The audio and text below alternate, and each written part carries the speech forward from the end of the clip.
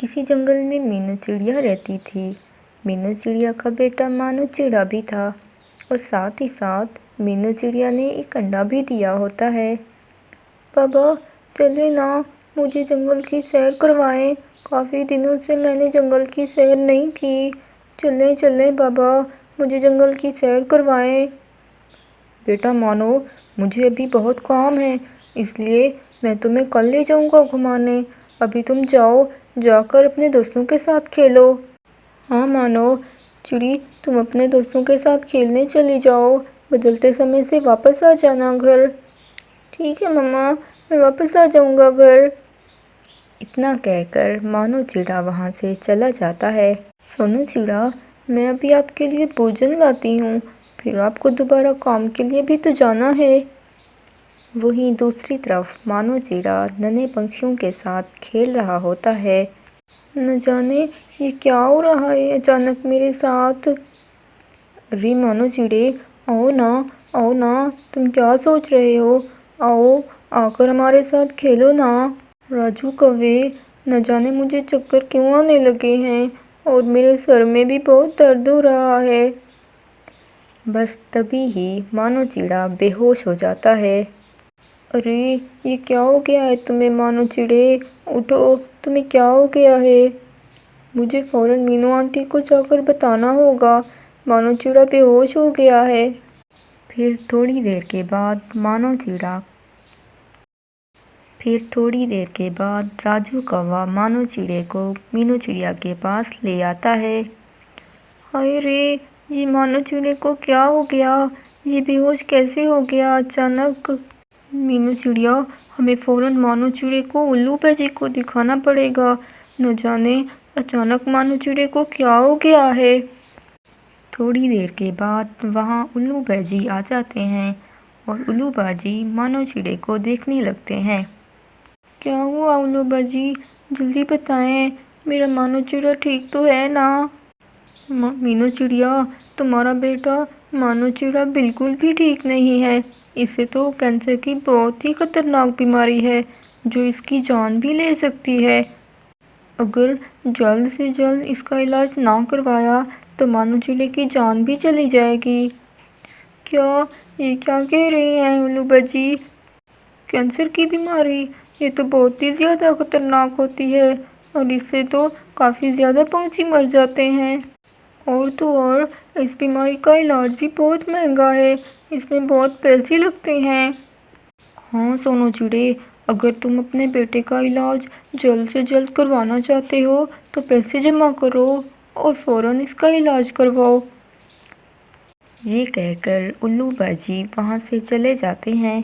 कुछ देर के बाद मानो चिड़े को वापस होश आ जाता है। मम्मा, न जाने खेलते खेलते मेरे सर में क्यों दर्द हुआ और मुझे चक्कर भी आने लगे थे, इस कारण मैं बेहोश हो गया था।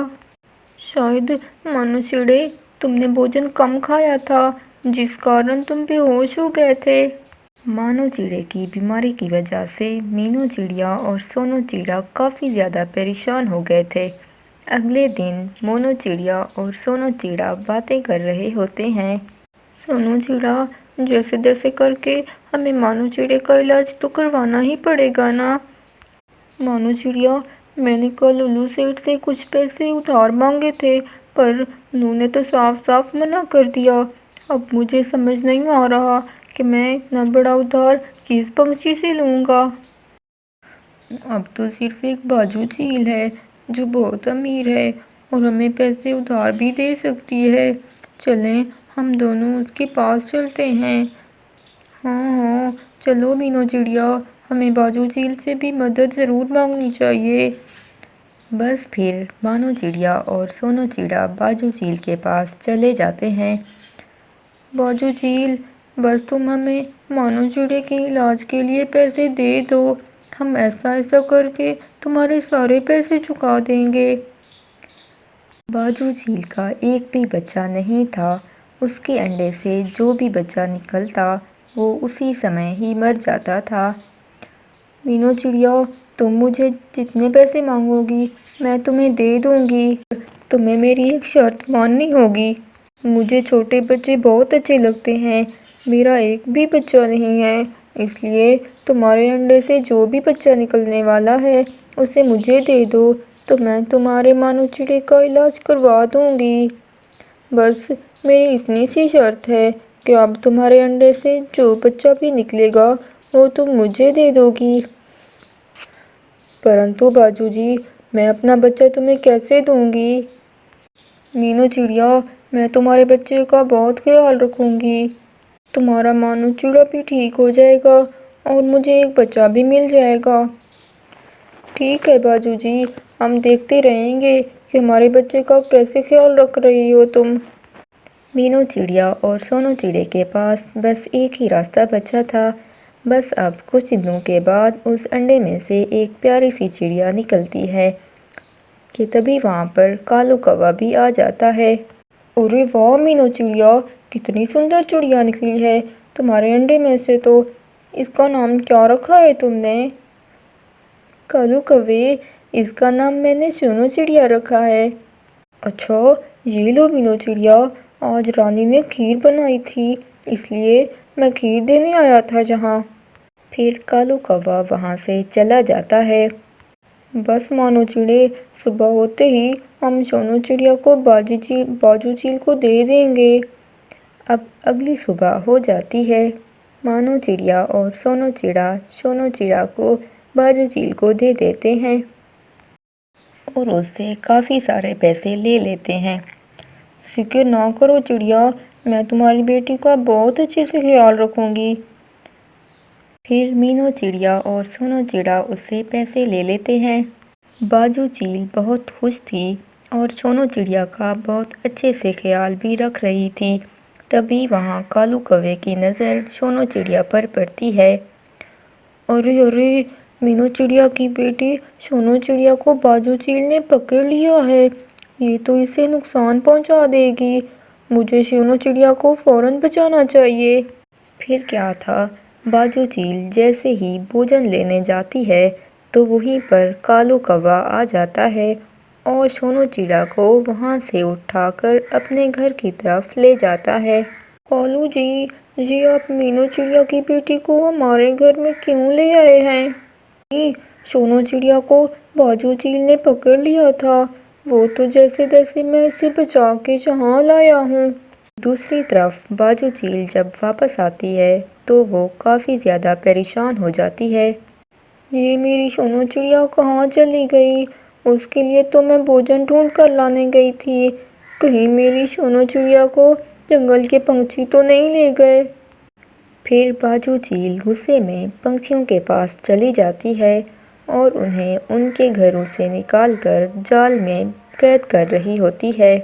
पता है रानी, बाजू चील गुस्से में जंगल के पंछियों को पकड़कर एक जाल में कैद कर रही है। तुम फ़ौरन मेरे साथ सोनू चिड़िया और राजू कौवे को लेकर चलो। फिर वो सब फ़ौरन वहाँ से चले जाते हैं और बाजू चील जंगल के सब पंछियों को जाल में कैद कर देती है। बाजू चील, तुम्हें क्या हो गया है? तुमने हम पंछियों को तंग करने की कसम खाई है क्या? फिर बाजू चील पंछियों को सारी बात बताती है। कुछ ही देर के बाद मीनू चिड़िया और सोनू चिड़िया जंगल में वापस आते हैं कि उन्हें वहाँ पर कालू कौवा और रानी कौवे भी मिलते हैं। अरे अरे, मीनू चिड़िया, तुम आखिर कहाँ चली गई थी? पीछे से तुम्हारी सोनू चिड़िया को बाजू चील ने पकड़ लिया था। बस मैंने फ़ौरन बाजू चील के घोंसले से सोनू चिड़िया को बचा लिया, पर अब तो बाजू चील बहुत गुस्से में है और सब पंछियों को उसने कैद भी कर दिया है। कालू कौवे, ये क्या किया तुमने? बाजू चील ने तो सोनू चिड़िया को नहीं पकड़ा था, मैंने ही अपनी बेटी बाजू चील को दे दी है, जिसके बदले में बाजू चील ने मुझे बहुत सारे पैसे दिए हैं, जिससे मैं अपने बेटे मानो चिड़े का कैंसर का इलाज करवा रही हूँ। अरे जल्दी चलो बाजू चील के पास, वरना वो पंछियों को नुकसान पहुँचा देगी। ये कहकर वो सब फ़ौरन बाजू चील के पास चले जाते हैं। बाजू चील, रुक जाओ, इन पंछियों को छोड़ दो, ये देखो, ये रही तुम्हारी बेटी सोनू चिड़िया। बाजू चील, मुझे माफ़ कर दो। मुझे लगा था कि तुमने मीनू चिड़िया की बेटी को पकड़ लिया है, जिस कारण मैं तुम्हारे घोंसले से सोनू चिड़िया को ले गया था। और बाजू चील, तुम्हारा बहुत शुक्रिया। कौवे का परिवार रहता था। कालू कौवा और रानी कौवी आपस में बहुत लड़ाई करते थे। कालू जी, मैंने अपने भाई को कुछ दिन के लिए अपने घर पे बुलाया है। आप देखिएगा, मैं उनके लिए कितने मज़े मज़े के भोजन बनाऊंगी। रानी, अपने भाई के लिए इतनी सारी तैयारियां कर रही हो, पर आज तक तुमने मेरे लिए दिल से कभी भी भोजन नहीं बनाया। कालू जी, आपको तो हमेशा मेरे भाई से ही शिकायत रहती है। आखिर मेरे भाई ने ऐसा क्या कर दिया है जो आप मेरे भाई से हमेशा जलते रहते हैं। बस ठीक है, मेरे भाई को आप आ जाने दें, फिर ये सारी बातें मैं उन्हें बताऊंगी। अरे नहीं रानी, मैं तो ऐसे ही मजाक कर रहा था, तुम्हें उन्हें बताने की ज़रूरत नहीं है ये सब बातें। बस फिर कुछ ही देर के बाद रानी कौवी का भाई भी कालू कौवे के घर में आ जाता है। ओए ओए भाई, काफ़ी ज़्यादा थके होंगे आप आराम से बैठे, मैं आपके लिए अभी भोजन लेकर आती हूँ। और कालू कौवे, तुम बताओ, रानी कौवी को परेशान तो नहीं करते हो ना? अगर तुमने रानी कौवी को ज़रा सा भी परेशान किया तो याद रखना, मुझसे बुरा कोई नहीं होगा। कौवे भाई, आप तो बस आते ही मेरे पीछे पड़ जाते हैं। मैं आपकी बहन को क्यों परेशान करूँगा? यही हर समय मुझे परेशान करती रहती है। फिर रानी कौवी अपने भाई को भोजन ला कर देती है और वो आराम से भोजन खाता है। वो रानी, वो कितना स्वादिष्ट भोजन बनाती हो तुम। पेट तो भर गया लेकिन मन नहीं भरा, चलो थोड़ा सा और ले आओ भोजन। रानी कौवी थोड़ा और भोजन लाती है। रानी कौवी का भाई जल्दी जल्दी में भोजन भी ख़त्म करने लगता है। अरे, मेरा तो दिल कर रहा है सारा ही भोजन खा जाऊं। रानी, थोड़ा सा भोजन और ले आओ ना। बस इसी तरह रानी कौवी का भाई सारा भोजन खा लेता है और कालू कौवा तो मन ही मन में काफ़ी ज़्यादा गुस्सा हो रहा था। रानी, मुझे भी भूख लग रही है। अगर अपने भाई से फारिग हो गई हो तो थोड़ा सा भोजन अपने पति को भी दे दो। कालू जी, भोजन तो सारा खत्म हो गया है। आप एक काम करें, जाकर मीनू चिड़िया के घर भोजन खा लें। रानी कौवी की बात सुनकर कालू कौवे को बहुत ज़्यादा गुस्सा आ जाता है और वो वहाँ से चला जाता है। अरे कालू, क्या हुआ है? इतने उदास क्यों बैठे हो? भाई बताओ, क्या बात है? बबलू कौवे, उदास नहीं हूँ तो क्या करूँ? रानी कौवी का भाई कुछ दिन के लिए हमारे जंगल में रहने के लिए आ गया है। बहुत शैतान कौवा है। मैं कोई गलती कर दूँ तो बहुत ज़्यादा मुझे मारता है वो। और पता है, आज मेरे घर का सारा भोजन खा गया वो। अब मुझे बहुत भूख लग रही है, मुझे नहीं आ रहा कि आखिर मैं क्या करूँ। हाय रे कालू कौवे, तुम तो वाकई में बहुत परेशान हो। मेरा भी एक साला था, बहुत ज़्यादा शैतान था, पर अब तो शुक्र है उसकी बहुत मौत हो गई है और मैं आज़ाद हो गया हूँ। कौवे, इस शैतान की तो मौत भी नहीं होती, बस खा खा कर अपनी सेहत ही बनाए जा रहा है वो। कालू कौवे, मेरे पास एक उपाय है। हम दोनों मिलकर शैतान कौवे का किडनैप कर लेते हैं और फिर तुम उसे मारकर अपना सारा बदला ले लेना। और फिर उसके बाद भाई की सारी जायदाद मेरी और रानी कौवी की हो जाएगी, क्योंकि भाई का और तो कोई भी नहीं है, सिर्फ हम दोनों ही हैं। फिर कालू कौवे, जायदाद में थोड़ा बहुत हिस्सा तो मेरा भी बनता है, क्योंकि मैं भी तुम्हारा इतना ही साथ दे रहा हूँ। हाँ हाँ बबलू कौवे, पहले हम इस शैतान कौवे को तो मार डालें, बाकी सब देख लेंगे अच्छे से। अब कालू कौवे, ये बताओ, इस कौवे का किडनैप कैसे करेंगे हम? इसका भी उपाय है मेरे पास। इस कौवे की अभी तक शादी नहीं हुई और वो अपने लिए कोई सुंदर सी कौवी भी ढूंढ रहा है। अगर कोई सुंदर सी कौवी उसे अपना जाल में फंसाकर जंगल में दूर ले जाए तो फिर कौवा आराम से जंगल में दूर चला जाएगा। पर कालू को कौवे, ये सुंदर सी कौवी हम कहाँ से लाएंगे? हाँ, इसका भी उपाय है मेरे पास। फिर कालू कौवा बबली कौवी के सर पर एक फूल लगा देता है, जिससे बबलू कौवा अब एक कौवी लग रही थी। बबलू कौवे, अब तुम लग रहे हो ना एकदम कौवी, बस तुम्हें अपनी आवाज़ भी थोड़ी सी बदलनी है कि शैतान कौवे को थोड़ा सा भी शक ना हो। कालू कौवे, मुझे तो डर लग रहा है कि मैं फंस ना जाऊं। अरे भाई, कुछ नहीं होगा और तुम जाओ, बस अच्छे से नाटक करना। फिर कालू कौवा बबली कौवे को लेकर अपने घर की तरफ चला जाता है। अरे कौवे भाई, बाहर कोई कौवी आई है, वो आपसे मिलना चाहती है, आप जाकर उससे मिल लें। कौवी, और वो भी मुझसे मिलने आई है? अभी जाकर मिलता हूँ उससे। फिर रानी कौवी का भाई फौरन घर के बाहर जाता है।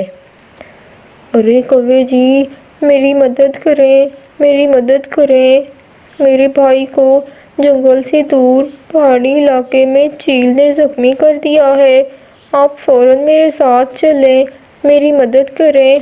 अगर मैंने इसकी मदद की तो ये तो मेरी दोस्त बन जाएगी, चलो जल्दी से इसकी मदद करता हूँ। फिर रानी कौवी का भाई बबलू कौवी के साथ जंगल से दूर चला जाता है। अरे कौवी जी, कहाँ है आपका भाई? यहाँ तो मुझे कोई भी नहीं दिख रहा। तभी वहाँ पर कालू कौवा आ जाता है और एक बड़ा सा जाल रानी कौवी के भाई पर फेंक देता है। अरे कौवी, मुझे बचाओ, मुझे बचाओ, कहाँ फंस गया मैं? बस फिर फौरन कालू कौवा भी वहाँ पर आ जाता है। हो हो हो हो हो, बेवकूफ़ कौवे, कितनी आसानी से हमने तुम्हें बेवकूफ़ बना दिया है, और देखो मैंने तुम्हें जाल में भी फंसा दिया। अब देखो मैं तुमसे गिन गिन के बदले लूँगा। कालू कौवे, तुमने इतना बड़ा धोखा दिया मुझे, तो मैं छोड़ूंगा नहीं। शैतान कौवे, अब बदला लेने की बारी मेरी है, तुम्हें इतना मारूंगा कि तुम सारी चालाकियाँ भूल जाओगे। बड़ा यो कौवी से दोस्ती करेगा, हो हो हो हो हो। फिर कालू कौवा और बबलू कौवा दोनों ही रानी कौवी के भाई को बुरी तरह से मारने लगते हैं, जिसके कारण रानी कौवी के भाई की सांसें आना बंद हो जाती हैं। लगता है बबलू कौवे मर गया है जी, चलो चलो यहाँ से जल्दी से भागते हैं, अगर यहाँ किसी ने देख लिया तो बड़ी गड़बड़ हो जाएगी। फिर कालू कौवा और बबलू कौवा वहाँ से भाग जाते हैं। बस तभी वहाँ पर मीनू चिड़िया आती है। मीनू चिड़िया रानी कौवी के भाई को देखती है। ओए जी, ये रानी कौवी का भाई है, इसे इतनी बुरी तरह से किसने मारा है? तभी मीनू चिड़िया देखती है रानी कौवे की भाई की थोड़ी बहुत सांसें चल रही होती हैं। कौवे भाई तो जिंदा हैं, मुझे फ़ौरन उल्लू भाई के पास ले जाना चाहिए ताकि इनकी जान बच जाए। फिर मीनू चिड़िया रानी कौवी के भाई को उल्लू भाई के पास लेकर आती है। मीनू चिड़िया, इस कौवे को किसी पंछी ने बुरी तरह से मारने की कोशिश की है, अगर तुम इसे फ़ौरन मेरे पास ना लेके आती तो ये भी ज़िंदा ना होता। उल्लू भाई, कौवे भाई ठीक हो जाएंगे ना? हाँ मीनू चिड़िया, तुम चिंता ना करो, मैं पूरी कोशिश कर रहा हूँ। फिर एक दिन गुजर जाता है। एक दिन के बाद रानी कौवी के भाई को होश आ जाता है। शुक्र है कौवे भाई, आपको होश आ गया। मीनू चिड़िया, तुम्हारा बहुत शुक्रिया कि तुम मुझे यहाँ ले आई और तुमने मेरी जान बचाई, वरना उस कालू कौवे और बबलू कौवे ने तो मुझे मार ही डाला था। क्या मतलब कौवे जी, आपको कालू कौवे और बबलू कौवे ने मारा था? फिर रानी कौवे का भाई मीनू चिड़िया को सारी बात बताता है। मीनू चिड़िया, मैं जानता हूँ कि कालू कौवे ने मुझे क्यों मारना चाहा। वो मुझे मारकर मेरी सारी जायदाद पर कब्जा करना चाहता था। कौवे भाई, कालू कौवे ने बहुत गलत किया है आपके साथ, पर अब तो मेरे पास एक उपाय है। फिर मीनू चिड़िया अपना वो उपाय बताती है। अगले दिन मीनू चिड़िया रानी कौवे के भाई को लेकर कालू कौवे के पास आती है। अरे अरे मीनू चिड़िया, ये मेरे भाई को क्या हो गया है? रानी कौवे, किसी दुश्मन पंछी ने तुम्हारे भाई को मार दिया। ये तो मुझे बहुत बुरी हालत में मिले थे। वो तो मैं इन्हें उल्लू भाई के पास ले गई थी, पर अब तो मैं इन्हें नहीं बचा पाई। अरे अरे मेरा भाई, अब हम इनके बगैर कैसे रहेंगे? इनके बगैर तो ज़िंदगी में कोई मज़ा ही नहीं रहेगा।